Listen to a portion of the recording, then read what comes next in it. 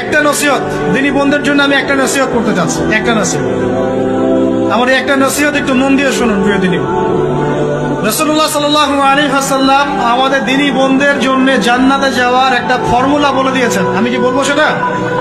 আচ্ছা, রাসূলুল্লাহ সাল্লাল্লাহু আলাইহি ওয়াসাল্লাম বলেছেন আমাদের দিনী বোনেরা, আমাদের মায়েরা, এই নারী জাতি মাত্র 4টা কাজ করলে জান্নাতের যে কোনো দরজা দিয়ে ইচ্ছা প্রবেশ করতে পারবে। খুশি হন নাই? কয়টা কাজ?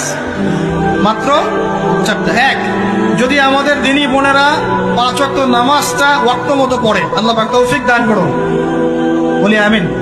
2 নাম্বার, যদি তারা রমাদান মাসের রোজাটাকে ঠিক মতো আদায় করতে পারে। 1 নাম্বার 5 ওয়াক্ত নামাজ ঠিকঠাক আদায় করা। 2 নাম্বার রমজান মাসে সাওম রাখা। 3 নাম্বার তাদের লজ্জাস্থানের হেফাজত করা, মানে শরঈ পর্দা মেনটেন করা, শরঈ পর্দা মেনটেন করা। এবং আমি বলে দেই, চেহারাটা আপনাদের পর্দার অন্তর্ভুক্ত। এটা নিয়ে অনেক বাকবিতণ্ডা হয় না সমাজে, চেহারা দেখানো যাবে কি যাবে না ইত্যাদি। চেহারা আপনার পর্দার অন্তর্ভুক্ত বিষয়, ফুল স্টপ। এর উপরে ফতোয়া অনেকভাবে দিচ্ছে, কিন্তু বরেণ্য উলামায়ে কেরামের কিতাবগুলো ঘাটাঘাটি করেন, তাদের ফতোয়া হচ্ছে চেহারা আপনার পর্দার অন্তর্ভুক্ত বিষয়। চেহারা ঢেকে রাখবেন, আল্লাহ পাক তৌফিক দান করুন। চোখ থাকবে খোলা, ঠিক আছে। 4 নাম্বার, স্বামীর আনুগত্য করতে হবে।